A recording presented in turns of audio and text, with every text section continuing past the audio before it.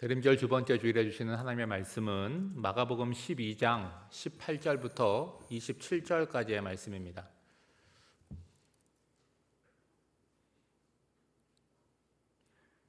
여러분 자리에 앉으셨는데 무슨 바둑 포석하는 것처럼 앉아 계셔. 예. 우리 한 절씩 교독하겠습니다. 부활이 없다 하는 사두개인들이 예수께 와서 물어 이르되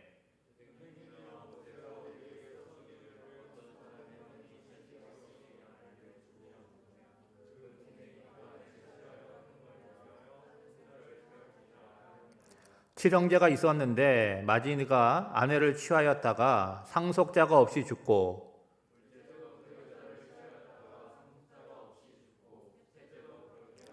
일곱이 다 상속자가 없었고 최후에 여자도 죽었나이다.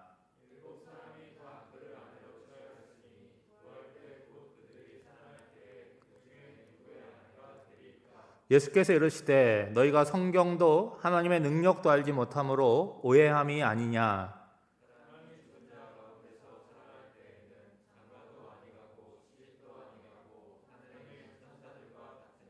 죽은 자가 살아난다는 것을 말할진대 너희가 모세의 책 중 가시나무 떨기에 관한 글에 하나님께서 모세에게 이르시되 나는 아브라함의 하나님이요 이삭의 하나님이요 야곱의 하나님이로라 하신 말씀을 읽어보지 못하였느냐. 하나님은 죽은 자의 하나님이 아니요 산 자의 하나님이시라 너희가 크게 오해하였도다 하시니라. 아멘. 이제 12월 달이 되었어요. 제가 여러분하고 올해 이제 마지막 보는 거잖아요. 이제 1년이 다 지나갔는데 여러분 올 한 해가 여러분에게 어떻게 기억이 되십니까? 별로 좋은 기억이 아닐 수 있지만 어쨌든 하나님의 은혜로 우리가 마지막 달을 맞이했고 그리고 우리 강단에 지금 대림절 초가 2개 켜져 있는데 대림절의 절기를 보내고 있습니다. 여러분 우리가 대림절의 절기보다는 이게 성탄절이 가까웠다 그렇게 생각이 들 텐데 이 신앙의 절기, 대림절, 사순절 하는 이유는 우리 신앙에 있어서 굉장히 중요한 것들을 이야기하고 여러분께 각인시키려고 하는 거예요. 여러분 신앙생활 이렇게 하면 그냥 교회만 왔다 갔다 하는 게 아니라 알아야 될 성경의 내용이 있고 믿어야 되는 성경의 내용이 있다는 거예요. 우리가 신학자가 아니니까 성경 전체를 다 안다. 이거 뭐 불가능한 이야기고 또 다 아는 사람이 있다고 할지라도 그 하나님의 말씀 안에 있는 하나님의 뜻을 다 아는 사람은 없을 거예요. 그럼에도 불구하고 성경에서 반드시 알아야 되는 내용이 있고 알면 좋지만 몰라도 큰 상관이 없는 내용들이 있습니다. 여러분 그 기준이 뭐겠어요? 구원과 관련된 교리나 내용은 우리가 반드시 알아야 되는 거죠. 여러분 우리가 대림절의 절기를 지금 보내고 있다고 말씀을 드렸는데 대림절이 뭡니까 여러분? 하나님의 아들이신 예수님께서 이 땅에 오신 사건이잖아요. 그렇죠? 그 오심을 우리가 기억하는 거예요. 그래서 12월 25일 되면 기쁘다 구주 오셨네 노래를 부르는 것이고 또 뭘 기다리는 것입니까? 다시 오시겠다고 약속하시는 예수님의 재림을 기다리는 거잖아요. 여러분 예수님께서 왜 이 땅에 오셨습니까? 우리를 죄로부터 대속하시기 위해서 오셨잖아요. 그래서 사순절 절기가 되면 예수님이 고난을 받으시고 십자가에 죽으시고 그리고 부활하셨다. 그거를 우리가 또 절기를 통해서 나누지 않습니까? 지금 부활하신 예수님은 어디 계세요?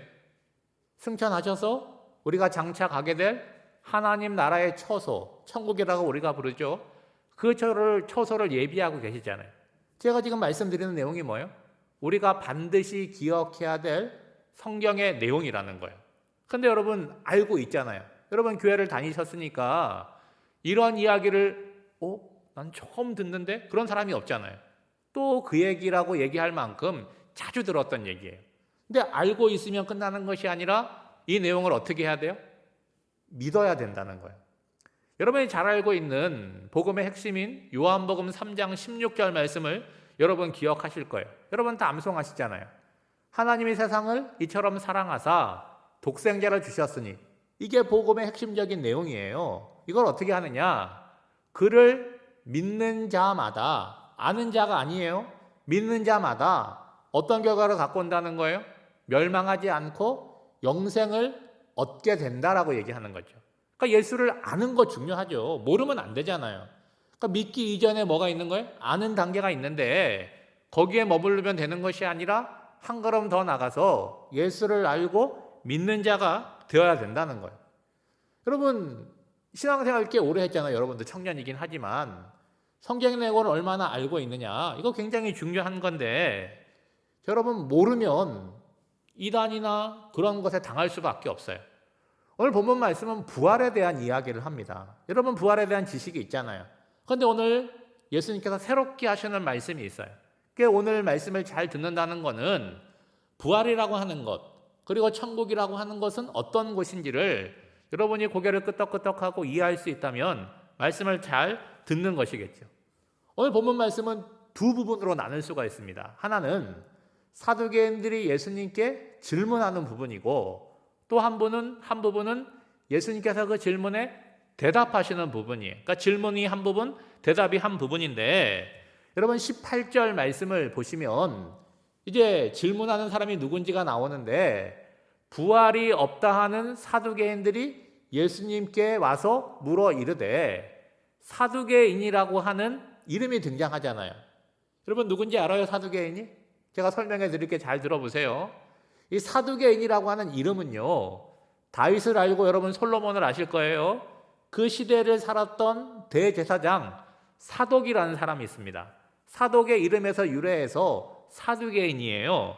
그리고 이 사람들은 종교와 정치의 구심점이라고 할 수 있는 대제사장을 중심으로 제사장과 귀족들의 권익을 이렇게 대표해주는 일종의 정치 집단이라고 얘기할 수가 있습니다.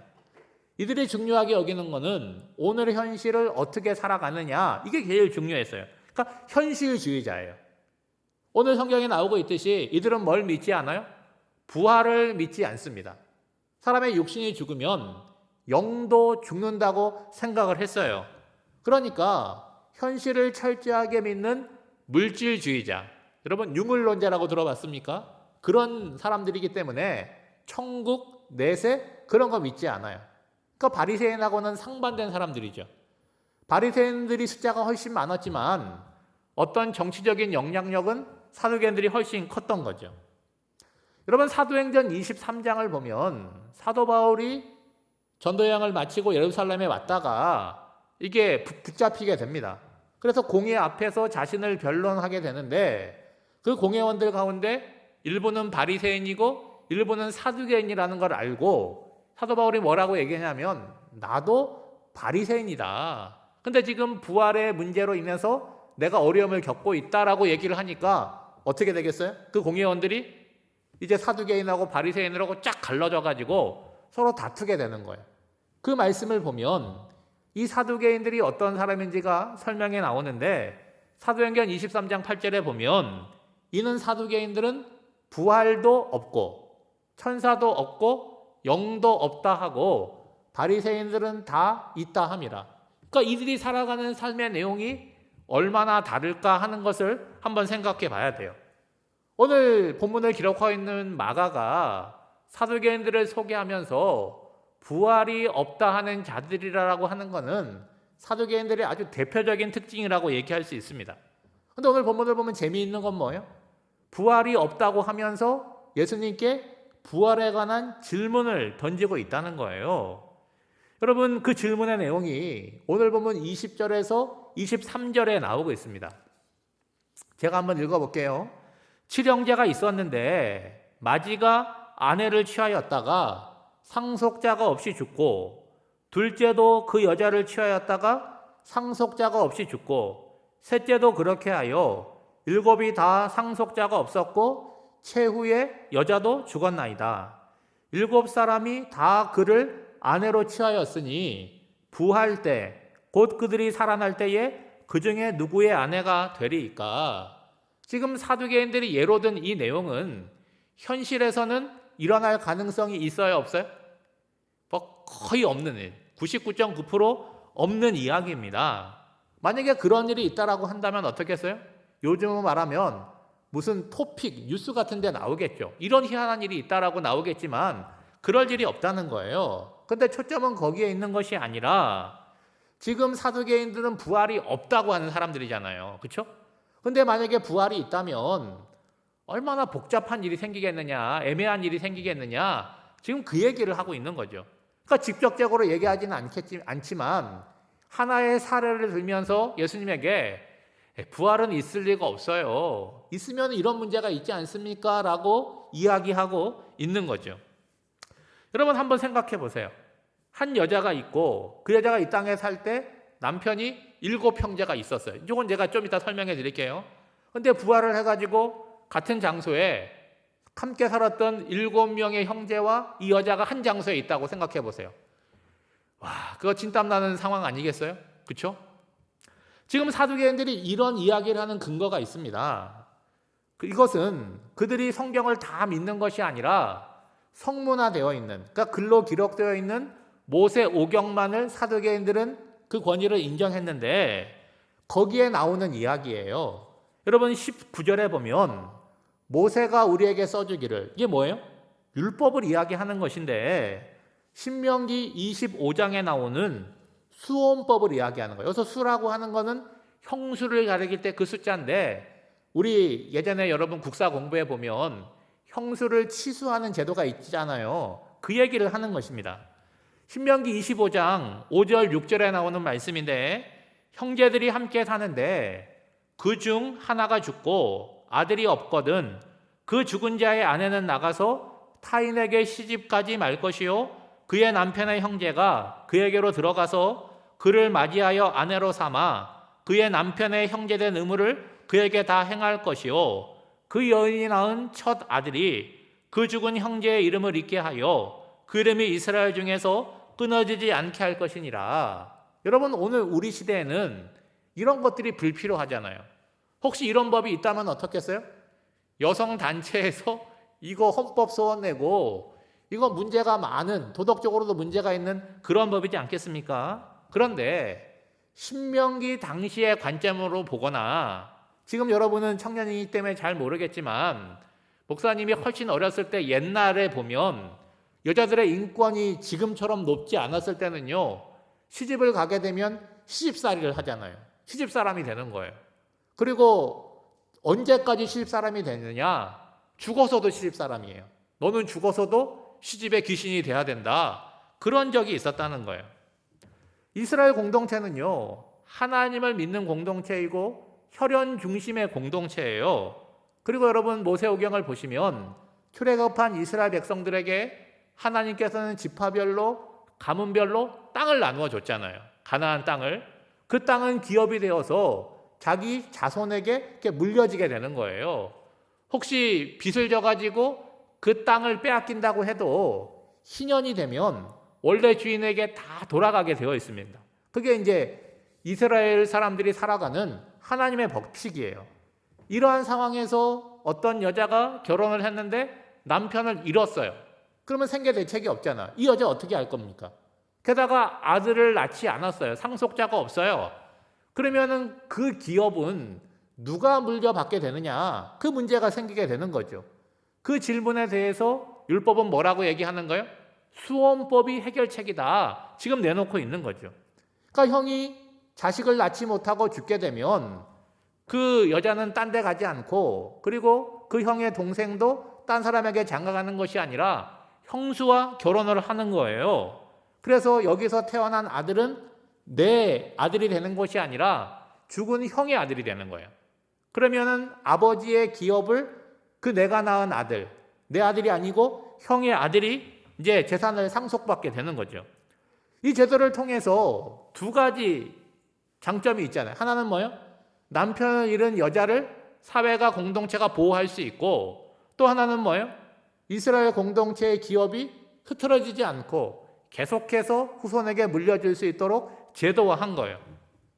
여러분 마태복음 1장에 보면 예수님의 족보가 나오잖아요. 이 족보에 보면 수원법의 혜택을 받은 두 여자가 등장을 합니다. 한 사람은 유다의 며느리였던 다말이라고 하는 여자예요. 수원법이 있었기 때문에 과감한 시도를 해서 대를 이을 수 있었던 거예요. 또 한 여자는 누굽니까? 모압 여인 룻이에요. 룻이 수원법 때문에 보아스와 결혼하게 되었고 오벳이라고 하는 아들을 낳게 됩니다. 이 오벳은 다윗의 할아버지가 되는 인물이에요. 그런데 지금 그 배경을 갖고 있는 이 수원법을 갖고 사두개인들은 어떻게 하는 거예요? 본래는 뭐예요? 약자를 보호하고 그리고 공동체를 보호하기 위한 규례인데 부활이 없다 하는 증거로 지금 예수님께 질문하고 있다는 거예요. 야비한 거잖아요. 부활을 어떻게 하고 있어요? 비웃고 있다는 거예요. 자, 지금 제가 오늘 본문을 설명하면서 오늘 본문은 두 부분으로 나눠볼 수 있다고 그랬잖아요. 사두개인들이 질문하는 부분, 예수님께서 대답하는 부분으로 나눠볼 수가 있는데 전반부에는 예수님께 사두개인들이 질문하는 내용의 핵심 단어가 뭔지 아세요? 여러분 시작하는 그 본문하고 마지막 절을 보면 부활이라고 하는 단어가 나옵니다. 부활이 없다는 사두개인들, 부활의 때 이렇게 나오고 있어요. 근데 여러분 부활을 이야기하고 있지만 이들은 무슨 얘기를 하는 거예요? 부활이 없다는 이야기를 하는 거잖아요. 그러면 예수님께서 대답하시는 부분의 핵심적인 단어는 뭐예요? 처음과 마지막에 나오는 오해라고 하는 단어라는 거예요.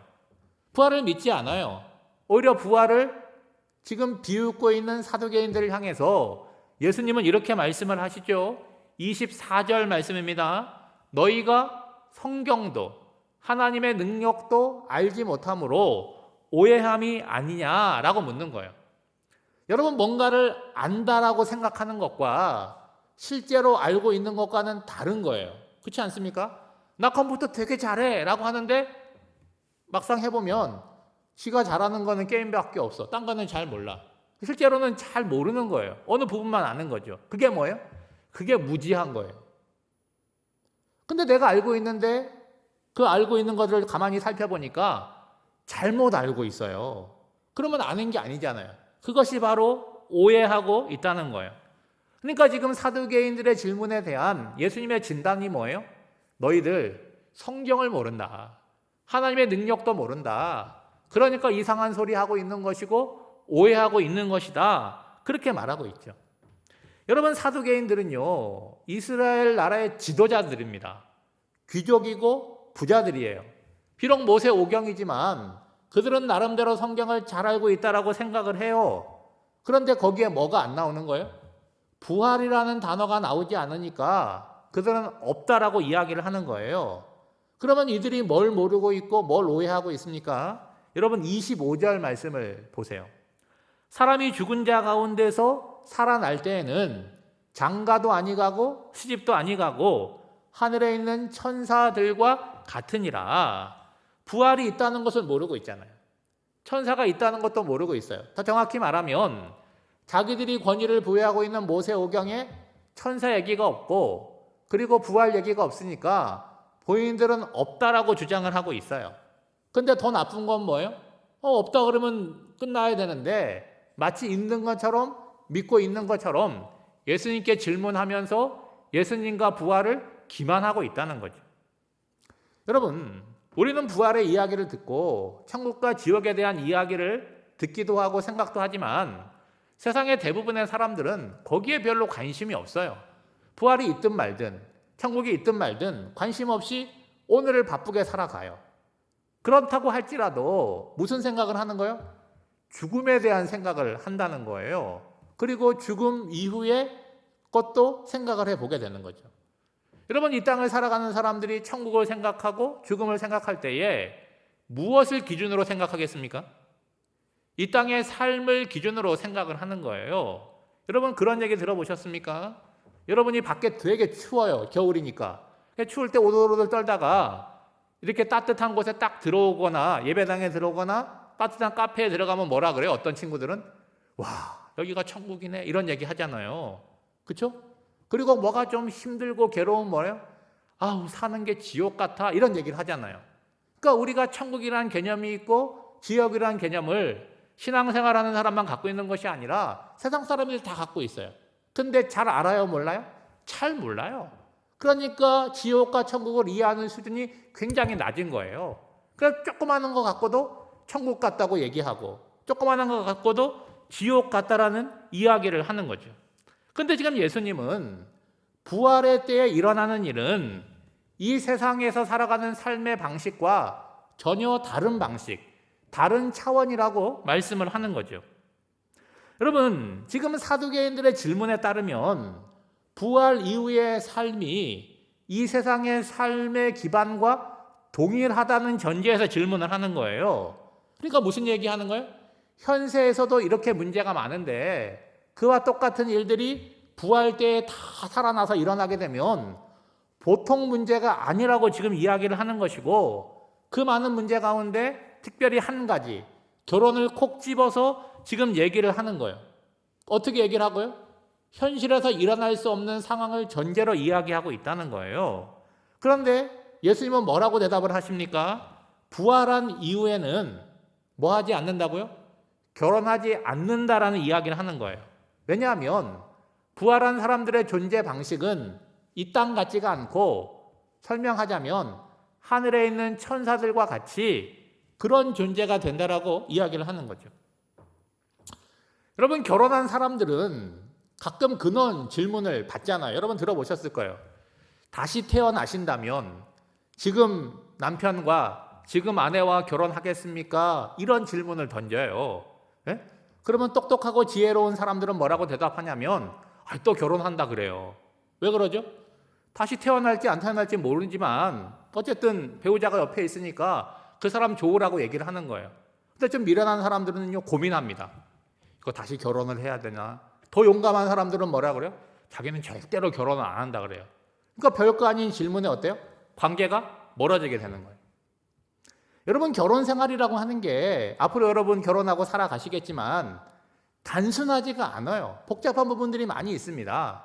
그러니까 그런 질문을 받을 때 생각하기 시작하면 대답하기가 점점 어려워지는 거예요. 여러분 보세요. 부활 이후의 삶에 대해서 우리는 잘 몰라요. 그래서 성경에서 말하는 부분들, 오늘 특별히 예수님께서 말씀하시는 부분들을 통해서 부분적으로 알 뿐이라는 거예요. 지금 예수님께서 사두개인들에게 말하는 내용은 이런 거 아니겠습니까? 만약에 너희들이 말하는 대로 부활이 있다면 이 땅에서의 결혼 관계가 부활 이후에도 영향을 미치고 구속력을 갖기를 원하느냐고 묻는 거예요. 다시 말해서 꼭 결혼 관계가 아니라고 할지라도 이 땅에서 우리가 맺은 관계가 천국에서 똑같이 영향력을 미치고 구속력을 갖기를 원하느냐고 묻는 거예요. 여러분 어떠세요? 그러면 천국이 아닐 것 같지 않으세요? 여러분, 천국에서 만나고 싶은 사람도 있지만 천국에서 만나고 싶지 않은 사람은 더 많지 않으세요? 다시 쉽게 말씀드려서 이 땅에서 부부가 함께 사는데 너무 좋아. 천국에서 또 만나고 싶겠죠. 그런데 이 땅에서 부부가 함께 사는데 안 좋아. 그러면 한쪽은 천국에 못 갈 가능성도 많지만 그 사람이 천국에 온다 그러면 천국을 내가 가야 되나? 이런 고민이 생길 수 있다는 거예요. 여러분, 사두개인들은 지금 부활이 없지만 혹 있다면 그 부활의 모습이 어떤 모습이기를 원하는 거예요? 이 땅에서 자기의 기득권과 물질과 그런 힘을 다 가진 상태로 천국이 열리기를 원하는 거잖아요. 그런데 예수님께서 이 땅에 오셔서 주로 만났던 사람들은 누굽니까? 세리와 죄인들이에요. 그들에게 뭐라고 얘기했습니까? 하나님의 나라가 너희들에게 열려 있다. 게다가 뭐라고 얘기했어요? 창기와 세리가 더 먼저 천국에 들어갈 것이다. 순서에서 우선순위가 있다라고 얘기를 했어요. 그런 천국은, 그런 부활은 사두개인들이 원하지 않는다는 거예요. 그것은 그들의 질문에도 고스란히 드러났잖아요. 이들이 한 질문이 뭐예요?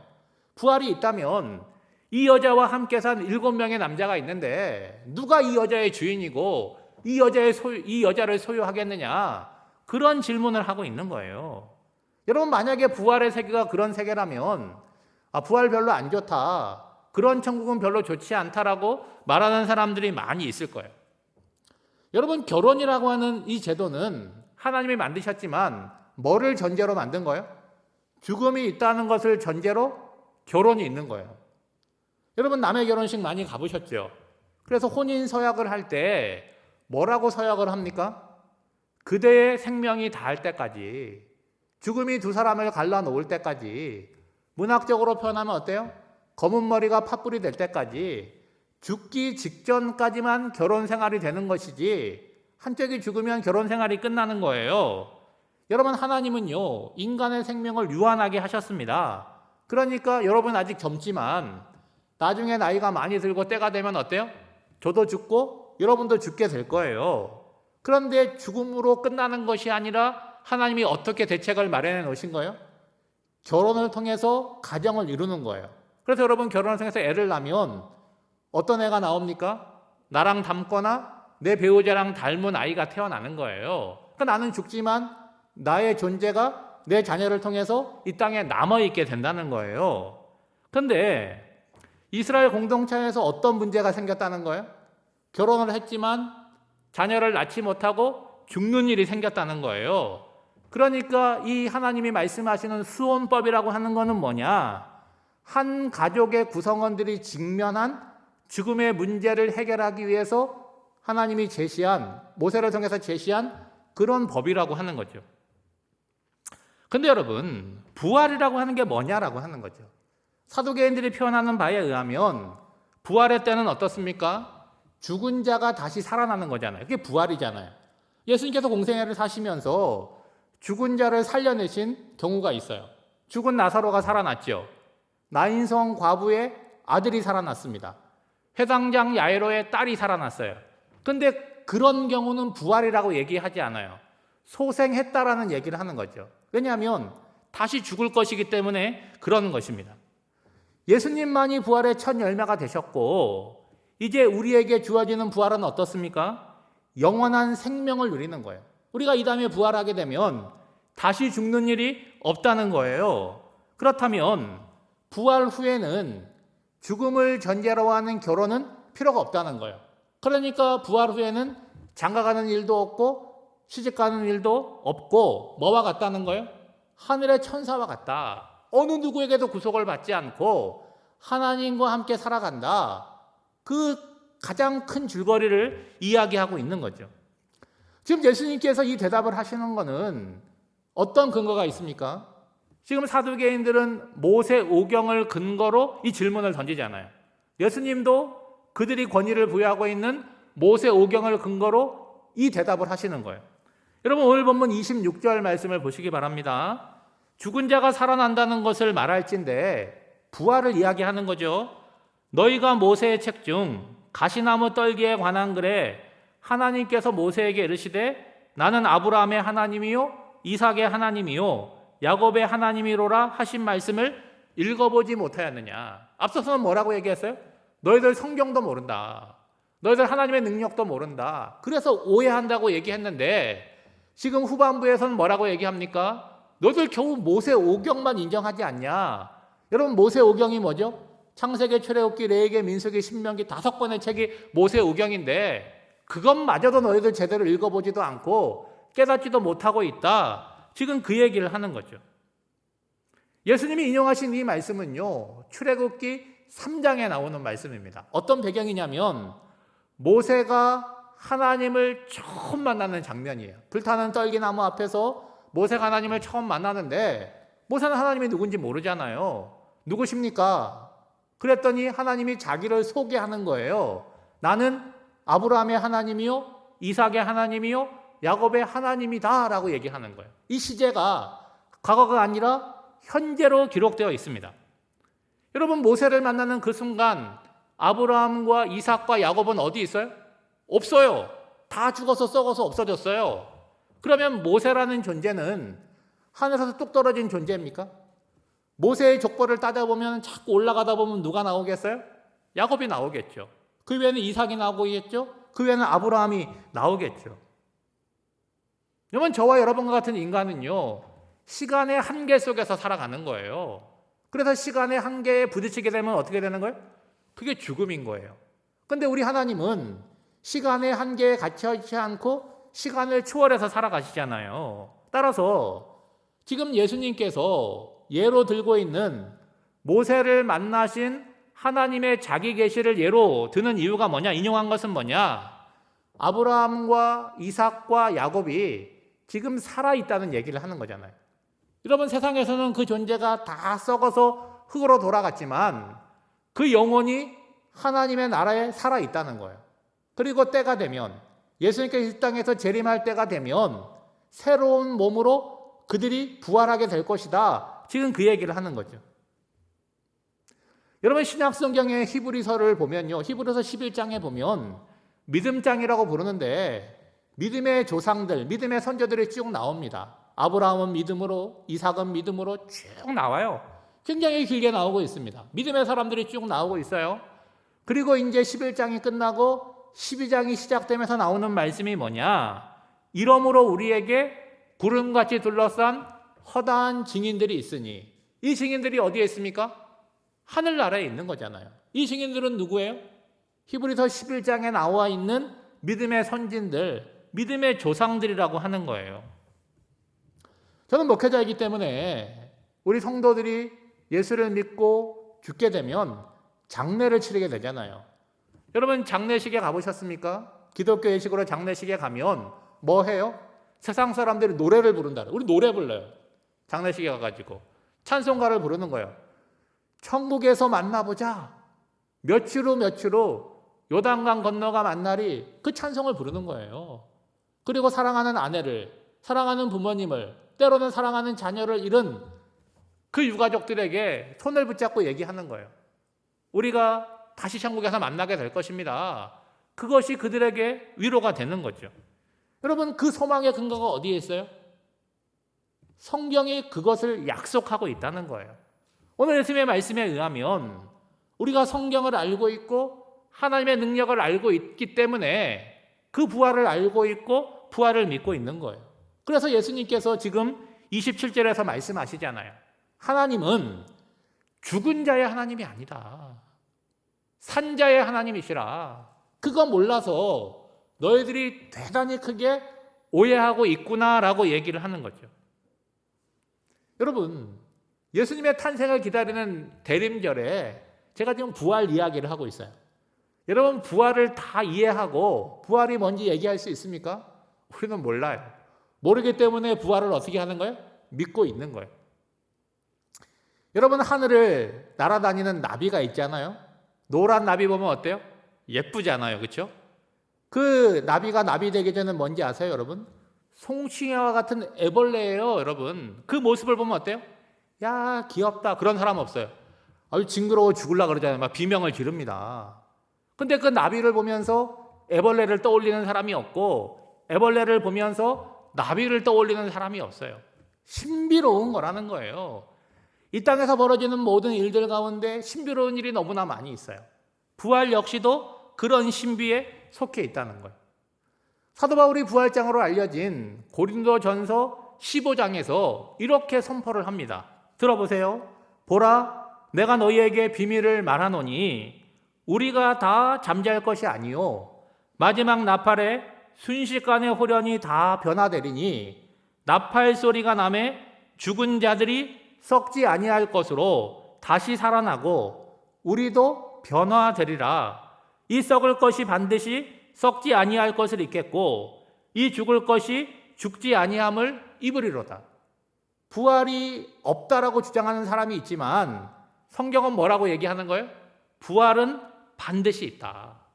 우리가 이 땅을 살아나가면서 질병의 문제가 있고 사고의 문제가 있고 죽음의 문제가 우리 앞에 놓여 있지만 우리의 궁극적인 소망이 어디에 있다는 거예요? 이 부활과 영생에 있다는 거예요. 그래서 우리가 예배를 드릴 때 여러분, 사도신경으로 우리의 신앙을 고백하잖아요. 그 신앙 고백의 가장 마지막에 보면 뭐라고 나옵니까? 죄를 용서받는 것과 몸이 다시 사는 것과 영원히 사는 것을 믿습니다. 요즘은 바뀌어서 뭐라고 얘기합니까? 몸의 부활과 영생을 믿습니다. 아멘이라는 거예요. 우리가 사도신경 생각 없이 고백할 때가 있지만 그 고백을 하나하나 따져보면 우리가 믿고 있는 바가 무엇인지를 분명하게 고백하고 있는 거죠. 사랑하는 청년 여러분, 우리의 생애는요, 이 땅에서 죽음으로 끝나는 것이 아닙니다. 부활과 영원한 소망으로 이어진다라고 성경은 약속하고 있고 예수님이 약속하고 있다는 거예요. 그 영광스러운 삶은 오늘 우리가 이 땅을 살아가는 삶과는 전혀 다른 형태, 다른 차원의 영광스러운 삶이라고 말하고 있어요. 목사님, 그게 구체적으로 뭡니까? 라고 물어보면 저도 안 죽어봐서, 저도 천국에 가본 적이 없어서 말할 수는 없지만 가보면 알겠죠. 대른절 두 번째 주간을 우리가 살아가게 될 텐데, 우리가 믿는 하나님은 죽은 자의 하나님이 아니라 산 자의 하나님이시며 우리에게 가장 좋은 것을 주시는 우리의 아버지 되심을 기억하고 이번 한 주간을 살아가시는 청년들과 또 성도들 되시기를 주님의 이름으로 축원드립니다. 기도하겠습니다. 하나님 아버지, 우리의 소망이 이 땅에만 머물러 있지 않고 고개를 들어 우리의 영원한 본향인 저 천국을 바라보게 하옵소서. 우리는 죽음으로 끝나는 인생이 아닙니다. 그리스도의 구속으로 말미암아 천국에서 영원히 살아갈 약속을 받은 자들입니다. 그 약속이 오늘의 고난과 유혹과 시험을 넉넉히 이기고도 남게 하옵소서. 예수님의 이름으로 기도하옵나이다. 아멘.